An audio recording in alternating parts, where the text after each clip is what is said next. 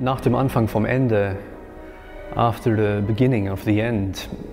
the concept for the piece was originally born after the idea to try to combine an improvised solo instrument with an arranged part for a bigger group of musicians, in this case a string orchestra. And because the solo part for the piano is almost completely improvised, or it has just a framework of the orchestra material, then it was also of interest to me to see how it affects the music because of the different environment of performance and conditions. I mean, two movements of this suite, the second and the third, already existed as separate pieces before, so I made arrangements of these, and then I had the comparison how the music will develop when I take it from a, let's say, a typical jazz venue to a concert hall. The first movement, Der Weg weg, path of departure, for example, has a two-bar phrase which creates the basic material, and it is written the way that orchestra, different groups of instruments can decide in an aleatoric way when they move on, and so they are part of the development of the music. And the solo part is developing improvisation based on that material, harmonically, rhythmically, and then finally this movement concludes in a coda. The second movement, Eine Ahnung in der Vergangenheit, a notion in the past, has an exceptional moment because there is a improvised cadenza which also contains two string instruments, in this case the violin and the cello, and so they develop the three together, improvisation which is based on the material and the mood of the whole movement. Denter is the compilation of songs which I've known since my childhood, which I've grown up with,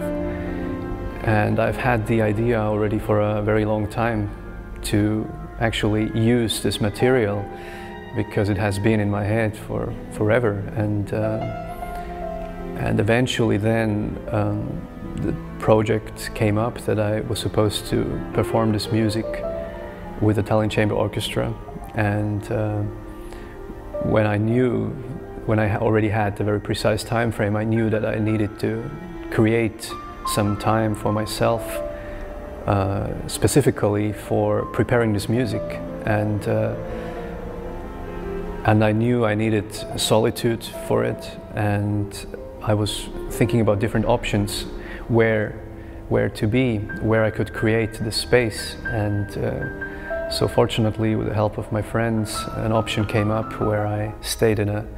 little cottage, in a little house in the middle of nowhere in the woods in Estonia, and so I had a piano there. Otherwise, I just had to take care that the house stayed warm by carrying like firewood there and heating it, and because it was in the winter time, it was freezing. But all the remaining time that was there after just taking care of basically existing there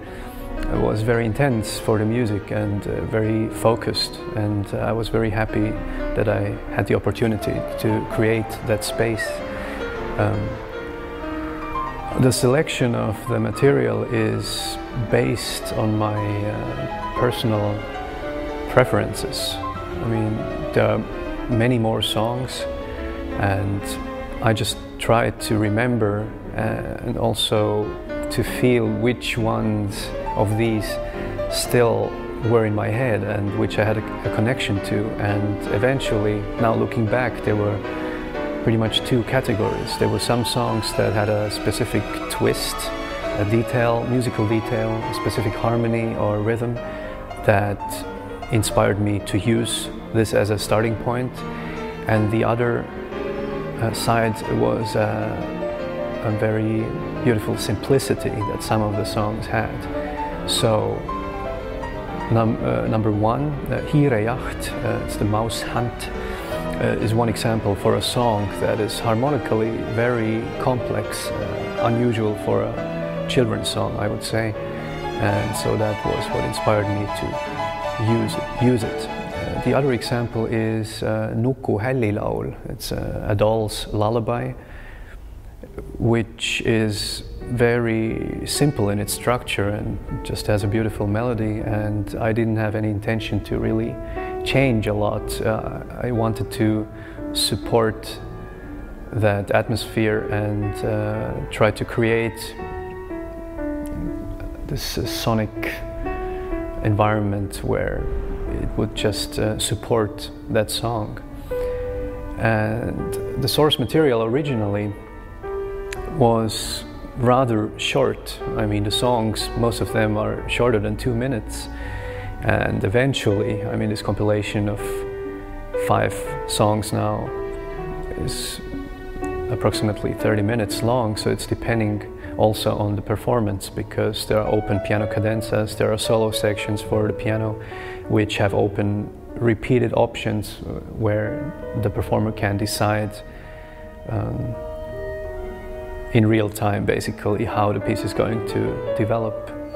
And one example for how a very short piece ended up being a rather long one is the final movement, Võilill, which is the dandelion, because I knew that this is going to be the last movement of this compilation. It has a longer introduction, it has a longer piano cadenza, then it has eventually a longer coda, using also some of the material of these melodic elements in a fugato way. And I think it's then the conclusion of the series of pieces, and now looking back, definitely the 5 are now this complete piece. I mean, these are not anymore 5 separate pieces to me.